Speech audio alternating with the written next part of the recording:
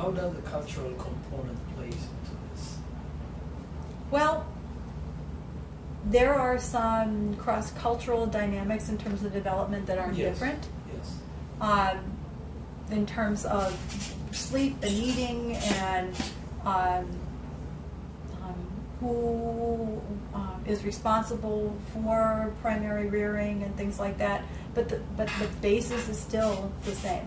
The need for the child, you're right, is the same. And the reason why I asked the cultural component to this, in my layman observation, the Western Caucasian culture, the rearing and the love has boundaries from the get-go. So my theory is... In what you sense, know, Ted? In what sense? my theory is this: that culture has nurtured the kids with a certain boundary of even giving love.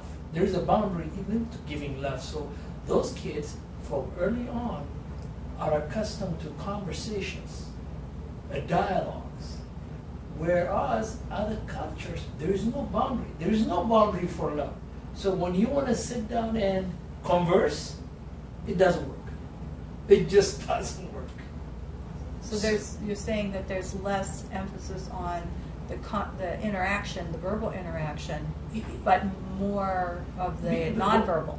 What I'm saying is because there is a boundary on the nurturing and giving love to the kids from the get-go, they're accustomed to that dialogue and conversation, whereas other cultures, like the culture that I come from, there is no boundary for giving love.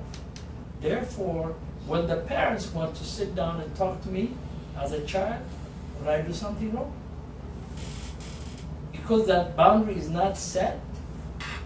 So you didn't listen? I mean, I don't. Yeah, you don't listen. It doesn't sink in. I don't know. Unless they are, this is what you're gonna do, and because I said so. That's the only thing that worked. That kind of interaction, verbal interaction between adults and children, is more economically based than it is culturally based. I'm telling you, it's culturally based. I come from a very affluent family, Uh-huh. and I see it in my daughter too. I pour out my love unconditionally and unbounded. And to make her sit and talk, because she's used to that unbounded love, when I try to What does the unbounded love look like? I'm trying to get a picture in my head of what you the mean. hugs and the kisses and spending time, all that stuff, it's just boundless. Just boundless. This is my theory. I mean, I'm not a psychologist, but this is my insight and observation. So for a psychologist, a child psychologist, to come out and say, hey, spanking a kid doesn't work, or directed parenting doesn't work, I question that. I think it depends on the culture and the environment. That Well, we we have some evidence here, Ted, in this country, that welfare mothers who have 80 IQs have children whose IQs will regress to the mean. They will have 80 IQs. Unless you intervene and teach them to stimulate and reinforce the way Karen's been talking, in which case you get a 30 to 40 IQ point difference. That is to say, the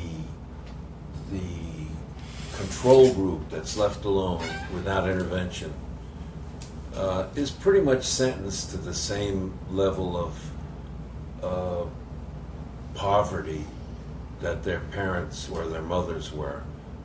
And the other is pretty much empowered to approach things that you might call middle class kinds of experiences, first in school and then beyond school.